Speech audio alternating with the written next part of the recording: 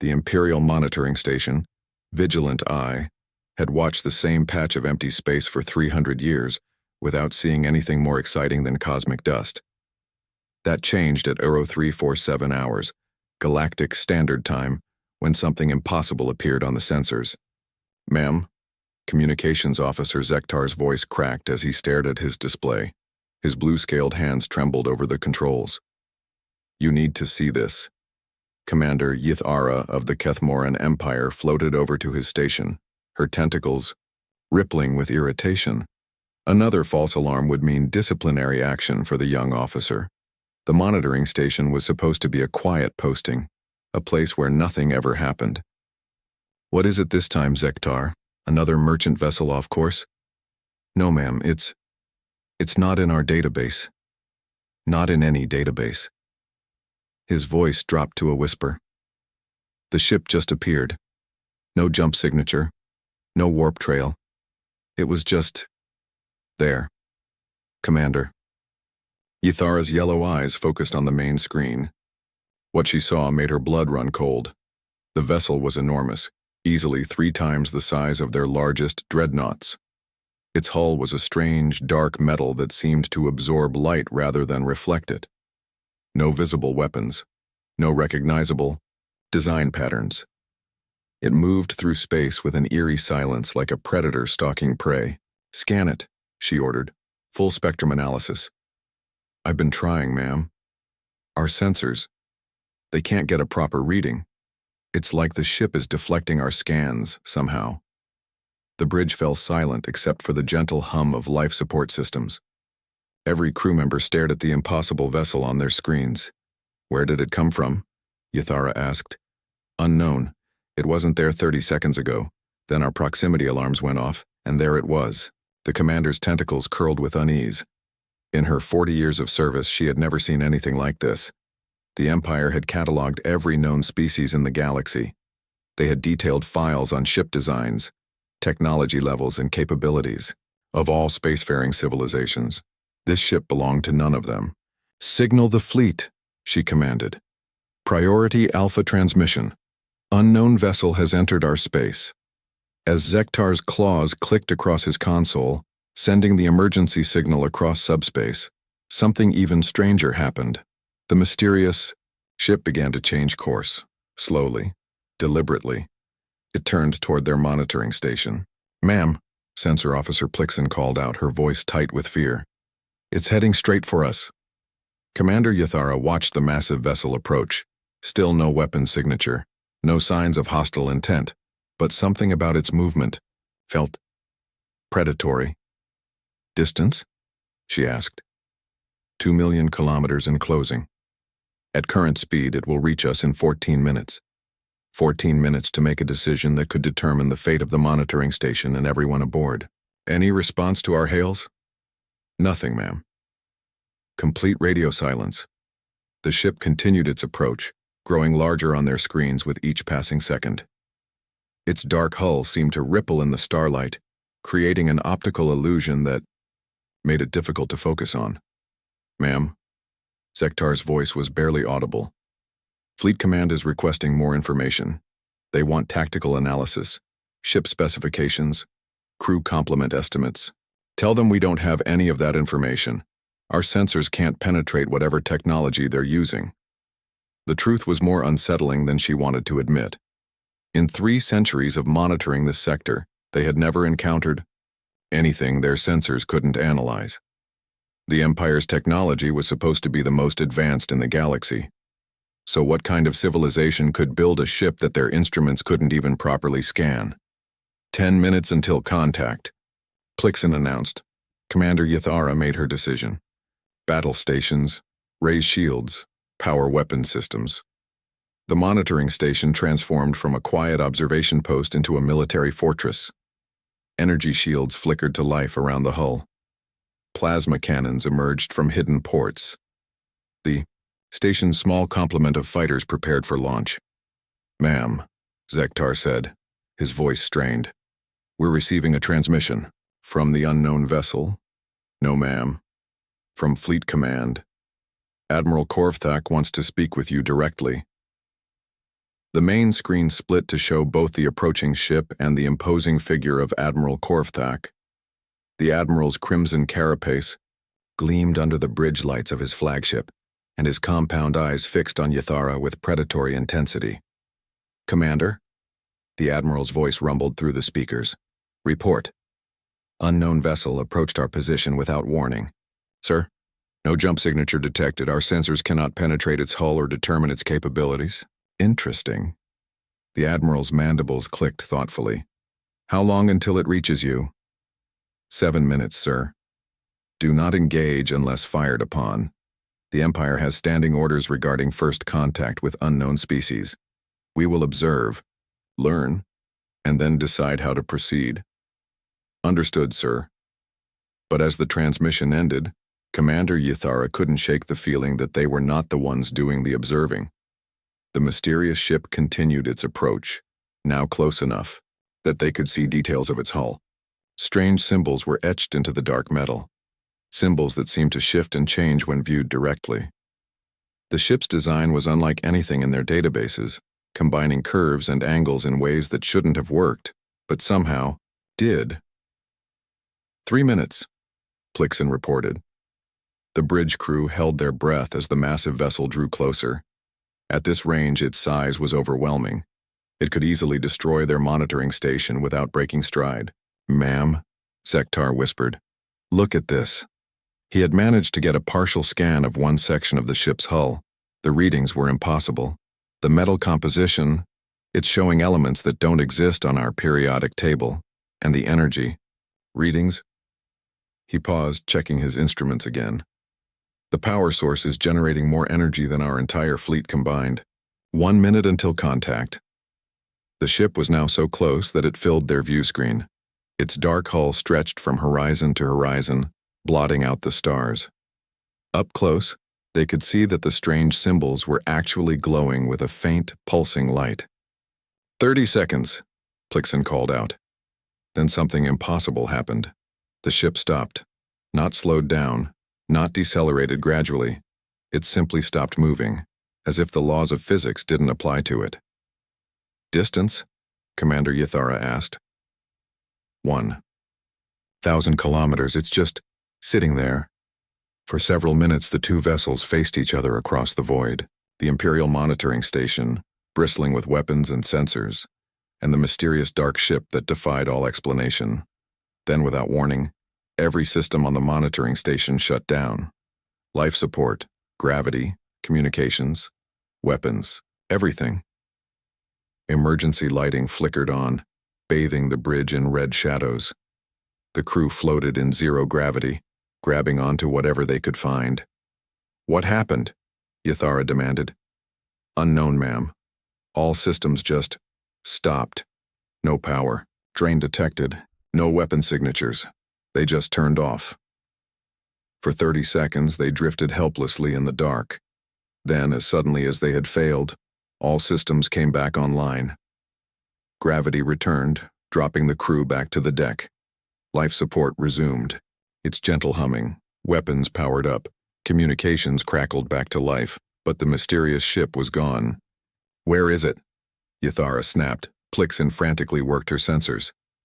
"I don't know, ma'am. It's just not there anymore.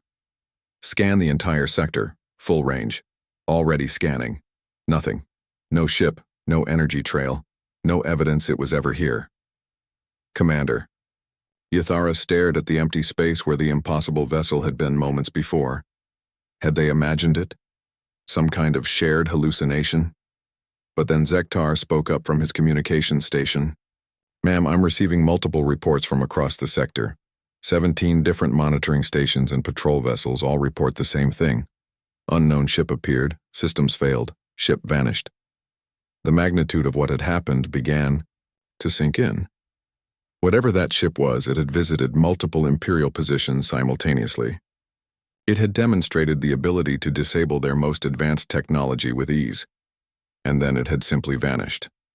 "Fleet Command is requesting immediate reports from all affected vessels," Zektar continued. "Admiral Korvthak wants a full briefing in 1 hour." As the crew worked to compile their report, None of them noticed the small device that had been left behind on their hull, a device no bigger than a coin, made of the same dark metal as the mysterious ship. A device that was already beginning to transmit. Chapter 2. The Council of Concerns. The emergency session of the Imperial High Council convened within hours of the incident reports. The great chamber on the capital world of Kethmora Prime buzzed with nervous energy as representatives from across the galaxy-spanning empire took their seats. Admiral Korvthak stood before the assembled council, his crimson carapace reflecting the chamber's ceremonial flames. Behind him, a holographic display showed the locations where the mysterious ships had appeared. 17 different positions scattered across 3 sectors of Imperial space. Honored counselors, he began, his voice carrying the weight of his 40-year military career. What we witnessed yesterday represents the most significant security event in the Empire's history. High Counselor Vexani, an elderly Kethmoran whose tentacles had grown pale with age, leaned forward in her gravity throne. Admiral, you're certain these were not hallucinations? Some form of mass hysteria? The evidence says otherwise, Counselor. 17 separate incidents, all occurring within a 6-hour window. Multiple sensor readings, though limited. Physical effects on our ships and stations. This was real. Counselor Jivok from the Warrior Caste spoke next, his voice a harsh, crisp. If they were real, why didn't our forces engage? Since when do we allow unknown vessels to operate freely in Imperial space? Admiral Korvthak's mandibles clicked with irritation. Because, Counselor, engaging would have been suicide. These ships demonstrated technological capabilities far beyond our current understanding. They disabled our most advanced military systems without firing a shot. A murmur of unease rippled through the chamber. The Kethmoran Empire had conquered half the galaxy through superior technology and military might. The idea that another species possessed better technology was almost unthinkable. What do we know about their origins? Asked Counselor Zithera from the Science Cast. Her multiple eyes blinked in sequence as she processed the data streams flowing across her personal display. Nothing definitive. The ships appear to be constructed from materials unknown to our science. Their power signatures exceeded anything in our databases. Most concerning, they demonstrated the ability to appear and disappear without using any known form of faster-than-light travel. High Counselor Vexani's tentacles writhed with worry. Have they made any attempts at communication? None. Complete radio silence during all encounters. However, the Admiral paused, bringing up a new section of data. Our xenobiology teams have made some interesting observations about the ship's behavior patterns. The holographic display shifted to show tactical analyses of the ship's movements. Each vessel had approached Imperial positions in exactly the same manner. Silent, direct, purposeful. They didn't attack, Admiral Korvthak continued. Despite having overwhelming technological superiority, they chose not to engage. This suggests either benevolent intentions or what? Counselor Jivok demanded.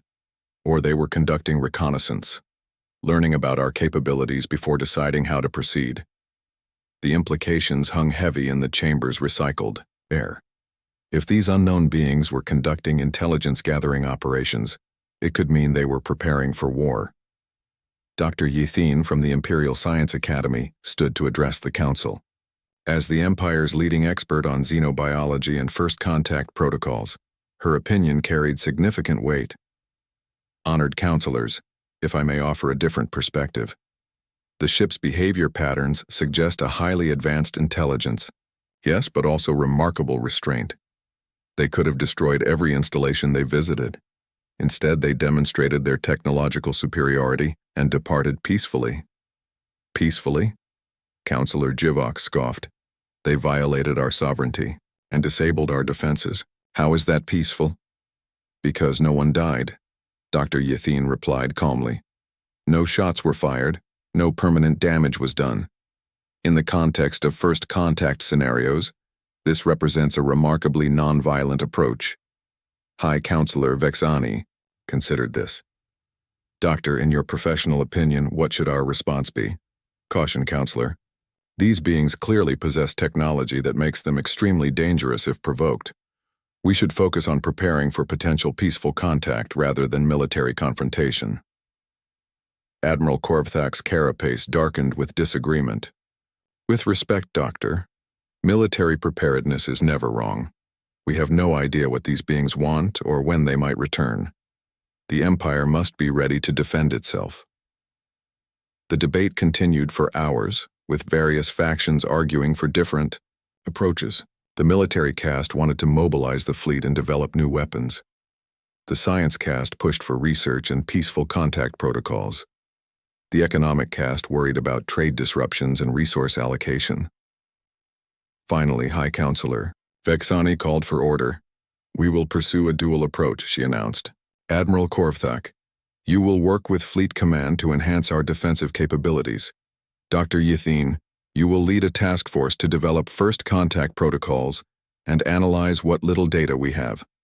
Both efforts will receive full Imperial resources." As the council session ended and the various representatives began filing out, none of them knew that their entire conversation had been monitored. High above the capital city, invisible to all Imperial sensors, a small probe made of dark metal recorded every word.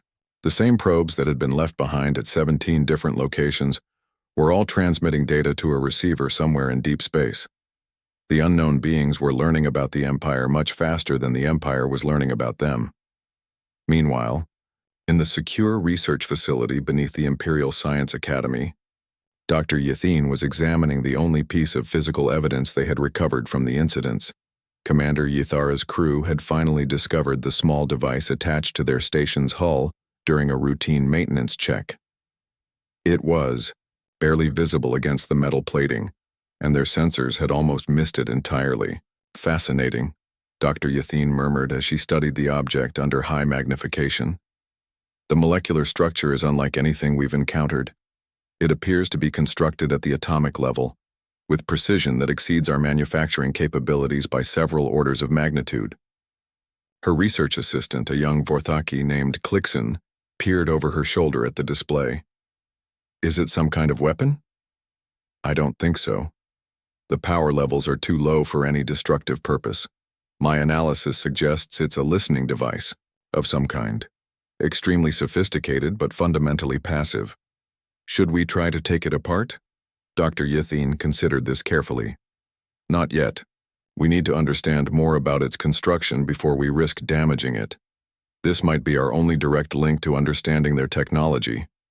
What she didn't realize was that the device had already served its primary purpose. For the past week, it had been transmitting detailed information about Imperial technology, military capabilities, and social structure to its creators. The unknown beings now knew everything they needed to know about the Kethmaran Empire, and they were ready for the next phase of their plan. Deep in the void between galaxies, a massive ship, larger than an Imperial battle fleet, received the transmitted data and processed it through quantum computing systems that operated on principles the Empire's scientists hadn't even discovered yet. The analysis was complete. Within nanoseconds, the Kethmoran Empire was powerful by galactic standards but ultimately primitive. Their technology was based on principles that the ship's creators had mastered millennia ago. Their military, while impressive in size, was vulnerable to forms of warfare they couldn't even comprehend. But most importantly, their social structure revealed something the ship's creators found both surprising and concerning. The Empire was not evil, merely ignorant. They conquered other species not out of malice, but because they genuinely believed their way of life was superior. They enslaved worlds not out of cruelty, but because they couldn't conceive of other forms of social organization. This complicated the original plan considerably. In the ship's vast command center, beings that existed as pure energy within crystalline matrices debated their next course of action. They had traveled from another galaxy specifically to deal with the Kethmaran Empire, which their long-range observations had identified as a potential threat to galactic peace. But now that they had studied the Empire up close, they faced a dilemma. The Empire was indeed expanding aggressively and would eventually become a threat to other galaxies. but they were also capable of growth and change given proper guidance. The question was, should they eliminate the threat now, or attempt to guide the Empire toward a more peaceful path? The debate raged for several microseconds, an eternity, by their standards before they reached a consensus. They would give the Empire one chance to prove they could change. But first, they needed to make their existence known in a way that couldn't be ignored or dismissed. Back on Kethmora Prime, Admiral Korvthak was reviewing fleet deployment reports when his aide burst into his office. "Sir, you need to see this immediately." The Admiral's compound eyes focused on the data tablet his aide handed him. What he saw made his carapace turn pale with shock. "When did this happen?" 14 minutes ago, sir. Long-range sensors detected the signature simultaneously across all 3 galaxy arms. Admiral Korvthak stared at the impossible readings. According to the reports, identical energy signatures had appeared at the edge of Imperial space in 17 different locations. Not ships this time, but something else entirely. Structures. Massive artificial constructs that dwarfed anything the Empire had ever built. And they were all broadcasting the same message, in perfect Kethmoran language. People of the Empire. We come in peace, but we come with purpose. Your expansion threatens the stability of the galaxy. We offer you a choice. Learn to coexist peacefully with your neighbors, or face the consequences of your actions. You have 1 solar cycle to demonstrate your commitment to change. Choose wisely. The message repeated every hour, on every frequency, in every language used within Imperial space. The unknown beings had just issued an ultimatum to the most powerful empire in the galaxy, and everyone was listening. Chapter 3. The Weight of Choice. The Emperor's private study had been sealed for 3 days. Emperor Korvthas, supreme ruler of the Kethmoran Empire, sat alone in the vast chamber surrounded by holographic displays showing reports from across his domain. The artificial structures, 17 massive installations positioned at key points around Imperial space, continued their hourly broadcasts, and their presence was causing chaos throughout the Empire. On some worlds, panic had set in. Citizens hoarded supplies and demanded military protection. On others, curiosity had replaced fear, with scientists and philosophers debating the implications of contact with a clearly superior civilization. But nowhere was the pressure more intense than in the halls of power on Kethmora Prime. A soft chime indicated an incoming priority transmission. The Emperor accepted it, and Admiral Korvthak's image materialized before him. "Your Imperial Majesty," the Admiral began, his posture rigid with military discipline. "I have the fleet readiness report you requested. Proceed. We've mobilized 60% of our naval forces. Battle groups are stationed near each of the unknown structures. However," the Admiral's carapace darkened with frustration, "our tactical analysts believe we're looking at a futile gesture." Emperor Korvthas leaned back in his throne. At over 2 centuries old, he had ruled the Empire for nearly half his life. He had conquered dozens of worlds, faced countless challenges, and never once backed down from a fight. But this was different. Explain. The energy readings from these structures exceed anything in our experience. Each one is generating power equivalent to a star. If they're weapons... He didn't need to finish the sentence. And Dr. Ythine's assessment? She maintains that their behavior suggests peaceful intentions, despite the ultimatum. No hostile actions have been taken. The structures aren't even shielded. They appear to be completely vulnerable to attack. The Emperor considered this. Perhaps they want us to attack them. Sir, think about it, Admiral. Beings with this level of technology could have simply destroyed us without warning. Instead, they reveal themselves, demonstrate their power, and then give us a choice. They're testing us. Admiral Korvthak's mandibles clicked thoughtfully. Testing our restraint or our wisdom? The Emperor stood and moved to the great window overlooking the capital city. Below, millions of beings from dozens of species went about their daily lives, unaware that their fate might depend on decisions made in this room. Your Majesty, If I may speak frankly, always, old friend. The Empire has thrived for 1,000 years because we've never backed down from a challenge. If we appear weak now, it could encourage rebellion in the outer systems. Some of our subject species might see this as an opportunity to break away. The Emperor nodded slowly. I've had the same concerns. But consider the alternative.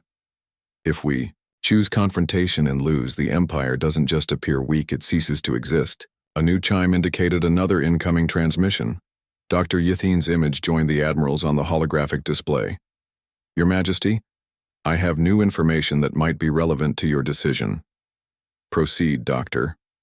We've been analyzing the broadcast signals more carefully. The beings aren't just communicating with us, they're learning. Each transmission includes subtle variations in language and phrasing, suggesting they're adapting their message based on our responses. What kind of responses? Social media posts, news broadcasts, public debates. They're monitoring our entire information network and adjusting their approach accordingly. This level of cultural analysis suggests they understand us better than we understand ourselves. Emperor Korvthas exchanged glances with Admiral Korvthak. Doctor, what's your professional assessment of their intentions? I believe they're sincere about offering us a choice. Their technology is so advanced that destroying us would be trivial. The fact that they're engaging in complex psychological and social analysis suggests they prefer a peaceful resolution. But they're serious about the ultimatum? Yes, Your Majesty, I believe they are. The Emperor dismissed both advisors and returned to his contemplation. Outside his window, the capital city bustled with activity. Somewhere in those streets, his subjects were living their lives, trusting him to make the right decisions. The weight of 1,000 worlds pressed down on his shoulders. Meanwhile, in the Imperial Senate chambers, emergency sessions had been running continuously for 72 hours. Representatives from every major world in the Empire debated the crisis, and the arguments were becoming increasingly heated. Senator Vrixok from the industrial world of Farron Prime stood at the central podium, his voice echoing through the vast chamber. Fellow senators, we are being asked to abandon everything that has made our empire great. For 1,000 years, we have brought order to chaos, civilization to barbarism, prosperity to poverty. Are we to throw all of that away because some aliens make threats? Cheers erupted from the military and industrial sectors of the chamber. Senator Yathala from the scientific world of Cerebrex rose to respond. Senator Vrixok speaks of prosperity and civilization, but at what cost? We have conquered dozens of species, stripped their worlds of resources, and forced them to conform to our way of life. Perhaps it's time to consider whether our greatness has come at too high a price. The chamber erupted in angry shouts and counter-arguments. Representatives from conquered worlds nodded in agreement, while core imperial worlds rejected the suggestion entirely. Senator Kethrin from the Military Academy world of Warforge slammed his ceremonial staff against the floor, calling for order. The question before us is simple, he declared. Do we bow to threats or do we stand and fight? The Empire has never surrendered to anyone, and I see no reason to start now. But from the Outer Rim territories, a different voice emerged. Senator A. Yeleth from the former Vorthaki homeworld stood slowly, her small frame barely visible behind the podium. Honored senators, she began, her voice quiet, but carrying clearly through the chamber's acoustics. You speak of empire pride and military tradition, but I remember when your fleets came to my world, I remember the choice you gave us, submit or be destroyed. We submitted, and my people have served the Empire faithfully for 3 generations. The chamber fell silent as she continued. Now, for the first time, the Empire faces the same choice we faced, submit or be destroyed. The irony is profound. Her words hung in the air, creating an uncomfortable silence that stretched for several minutes.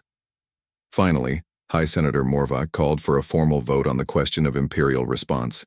The options were clear: military confrontation or diplomatic engagement. The vote was closer than anyone had expected.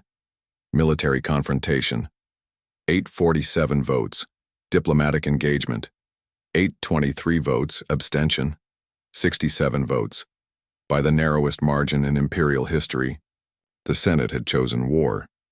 But the Emperor had the constitutional right to override Senate decisions in matters of imperial security. The question was whether he would use that power. As news of the Senate vote spread across the empire, reactions were swift and dramatic. Military worlds celebrated and began preparing for conflict. Scientific and cultural worlds expressed concern and called for reconsideration. The subject species watched nervously, unsure whether liberation or destruction awaited them. In the depths of space, the 17 structures continued their broadcasts, counting down the hours until the deadline. But something else was happening. The unknown beings were making additional preparations. Dr. Ythine was the first to notice the new energy signatures appearing near each structure. Her instruments detected massive power buildups that dwarfed even the structure's normal output. "They're powering weapons," she reported to Imperial Command. "Whatever they're building, it's designed to channel unimaginable amounts of energy."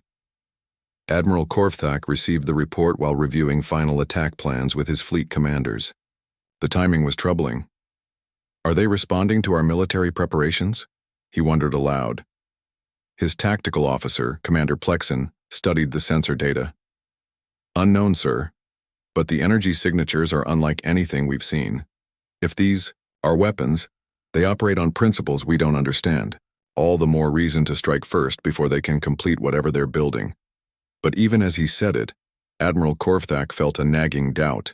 The beings had demonstrated restraint so far. Why would they suddenly become aggressive?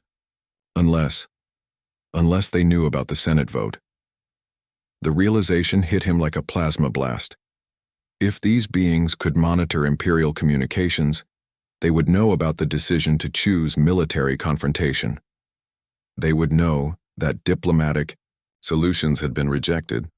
The weapons weren't being prepared for an unprovoked attack. They were being prepared for self-defense. With 6 hours remaining until the deadline, Emperor Korvthas made his decision. He activated the emergency Imperial override protocol, bypassing the Senate's decision and implementing his own authority. As Supreme Commander, the Empire would attempt diplomatic contact. But as his orders went out to fleet commanders across Imperial space, the Emperor couldn't shake the feeling that he might be too late. The damage from the Senate vote might already be done. In the command center of the massive ship hiding in deep space, the energy beings processed this new development with something approaching satisfaction. The Empire's leader had shown wisdom, even if his government had not.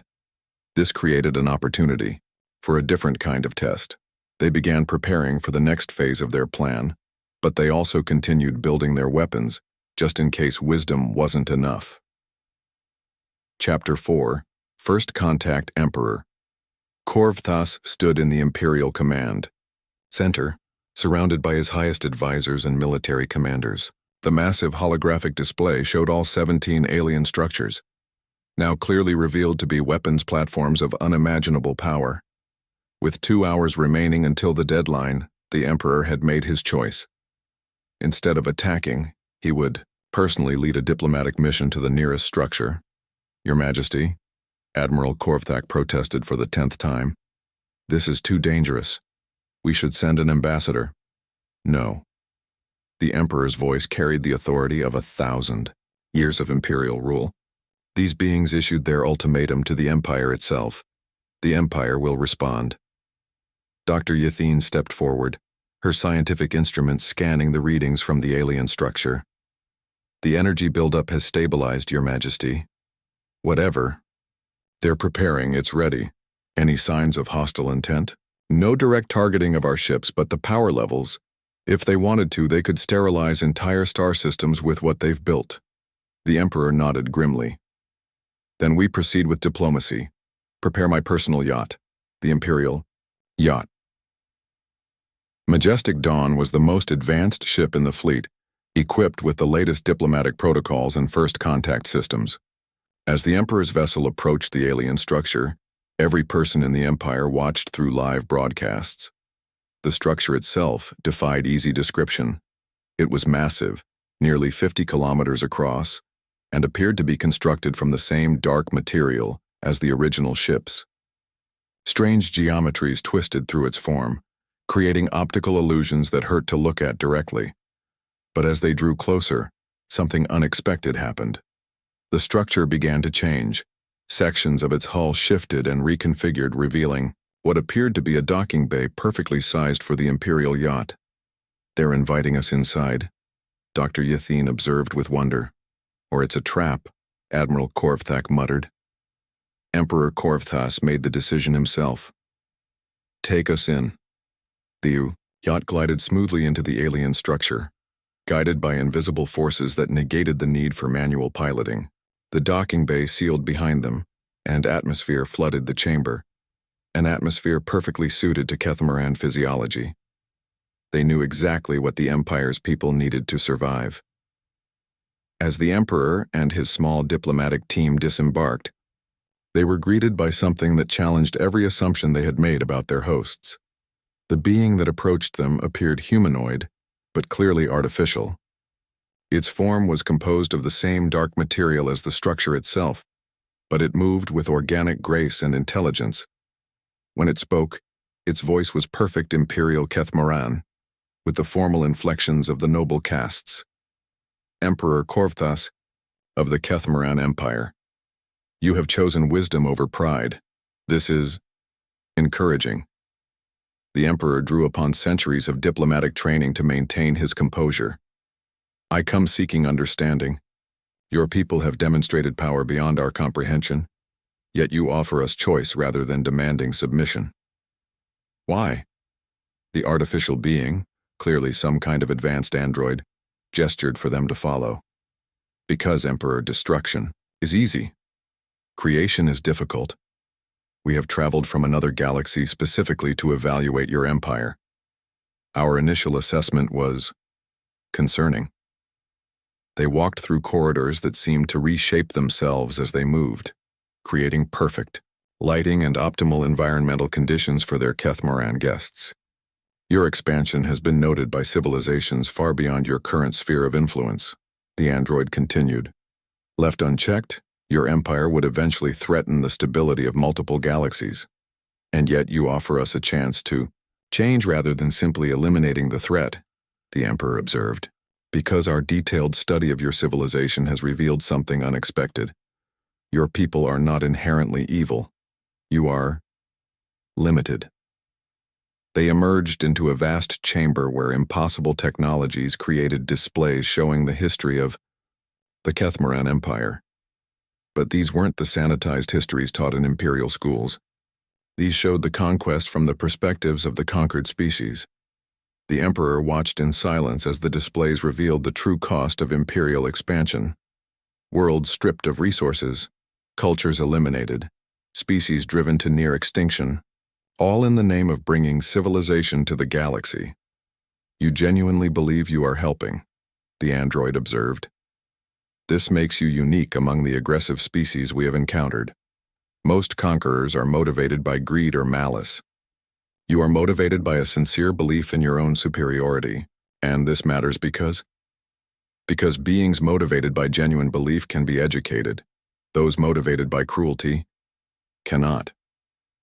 The android led them to the chamber's center, where a holographic display showed the galaxy itself. Thousands of civilizations were marked, some thriving, some struggling, some extinct. "Your empire," the android continued, "represents one path of development, technological advancement through conquest and resource extraction. But there are other paths."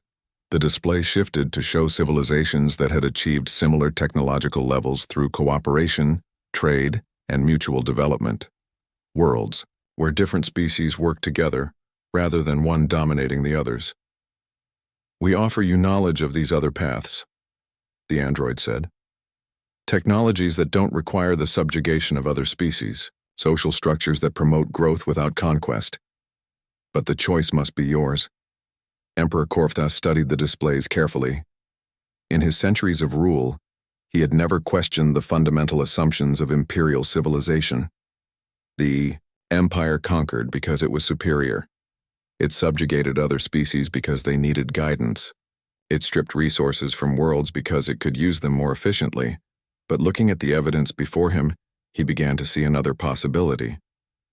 "What exactly are you proposing?" he asked. "A period of transition.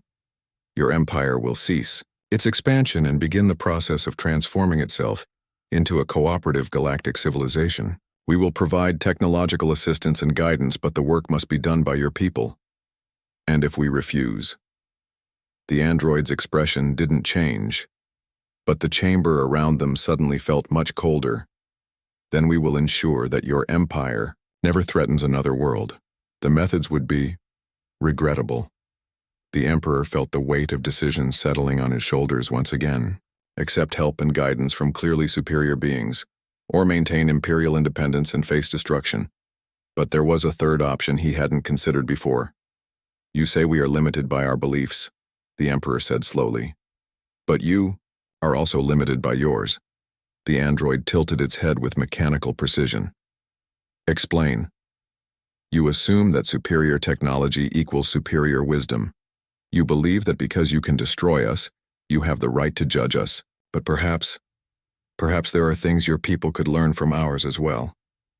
For the first time since their arrival, the android paused. In that moment of silence, the Emperor sensed something he hadn't expected. Uncertainty. "You interest me, Emperor. Continue. Your people clearly possess incredible knowledge and power, but you've traveled between galaxies to solve problems through ultimatums and threats. Despite your advanced technology, you're still trying to impose your will on others, just as we do. The methods are different, but the fundamental approach is the same." The chamber fell silent except for the quiet hum of alien technology. Even Dr. Yathine and Admiral Korvthak held their breath as their Emperor challenged beings who could obliterate their entire civilization. "What do you propose?" the android asked. "True cooperation. Not guidance from superior to inferior, but partnership between equals. You help us learn new ways of thinking, and we help you understand what it means to grow from limitation rather than perfection."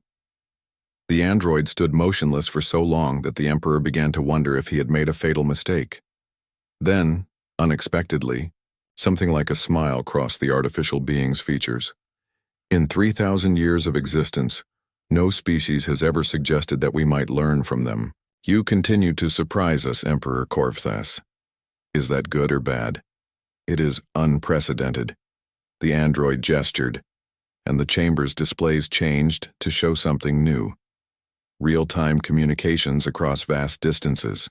The Emperor realized he was seeing inside the massive ship hidden in deep space, watching the energy beings debate among themselves at incomprehensible speeds. "My creators are discussing your proposal," the android explained. "They find it intriguing." Minutes passed, an eternity by the alien standards, before the android spoke again. "We accept your terms, Emperor. But understand, this partnership will require changes from both our civilizations. Are you prepared for that level of transformation?" "Are you?" The android's smile became more pronounced. "We shall see." As they prepared to return to the Imperial yacht, the android offered one final piece of information. "Emperor, there is something else you should know.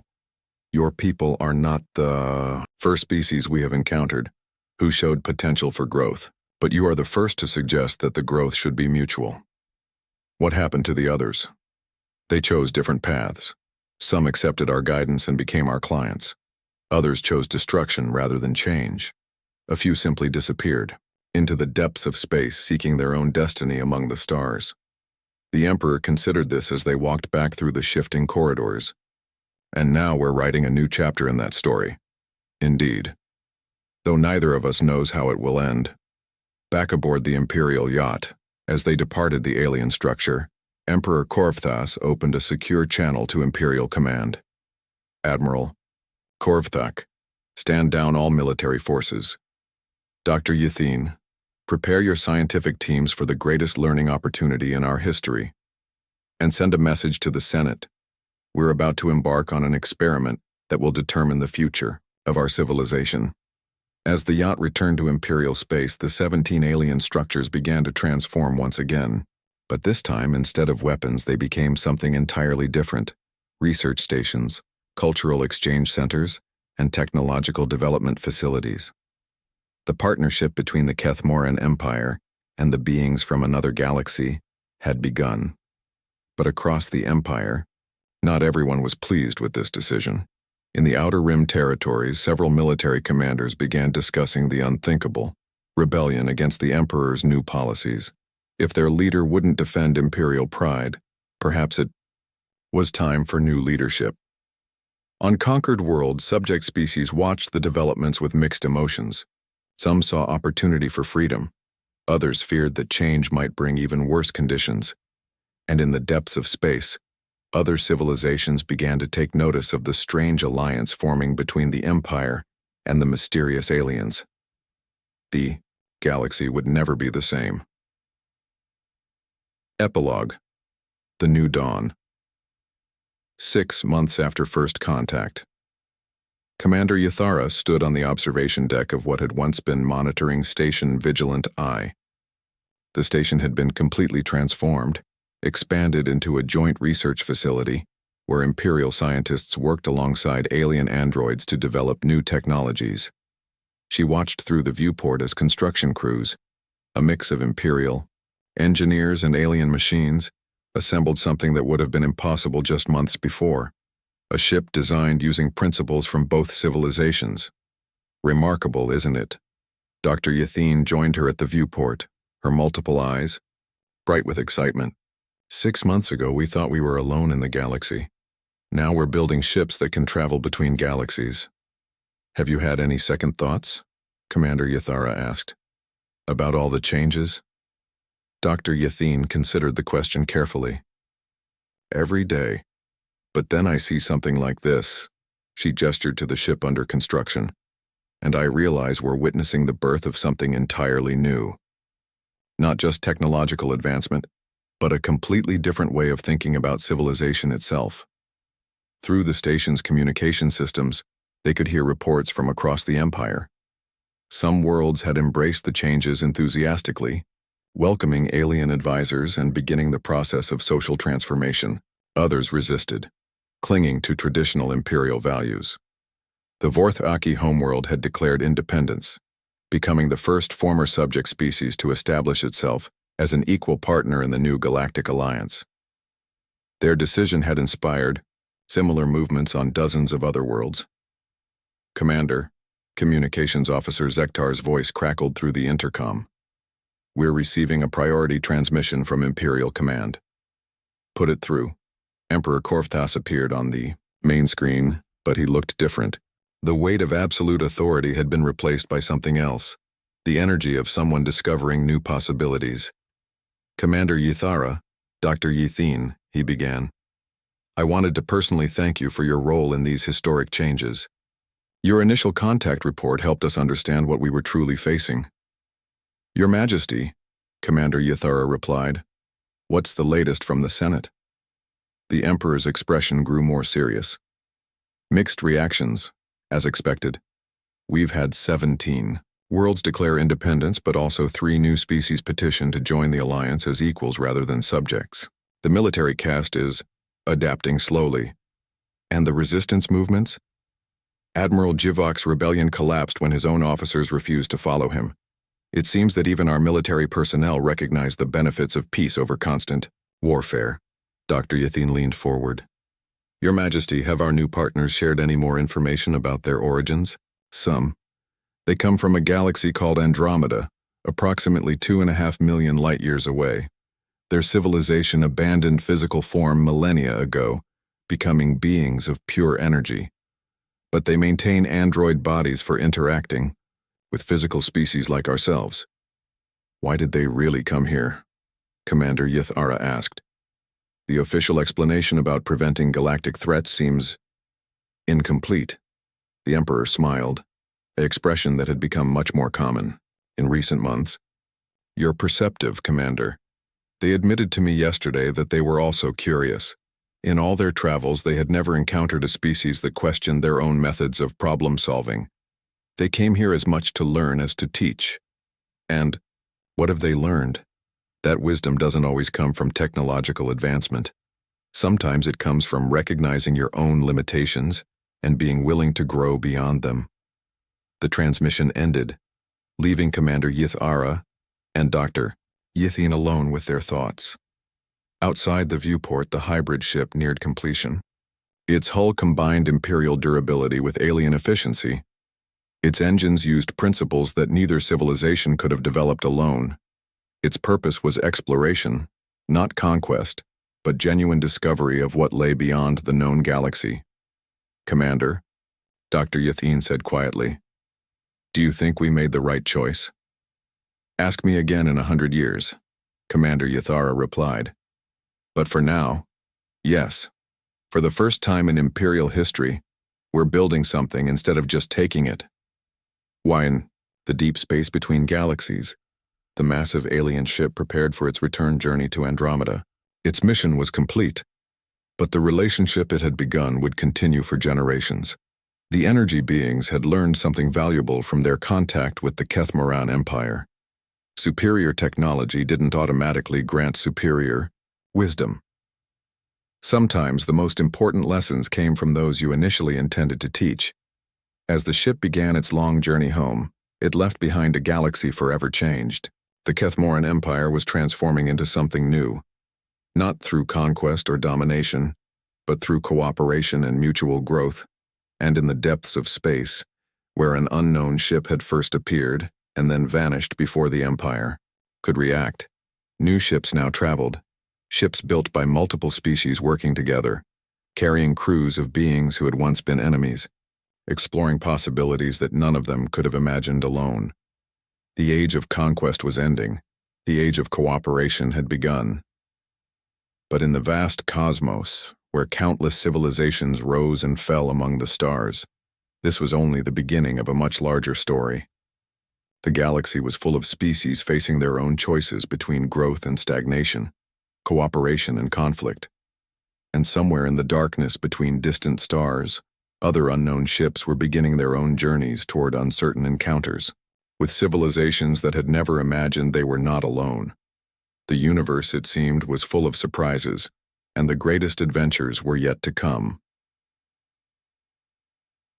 End of story.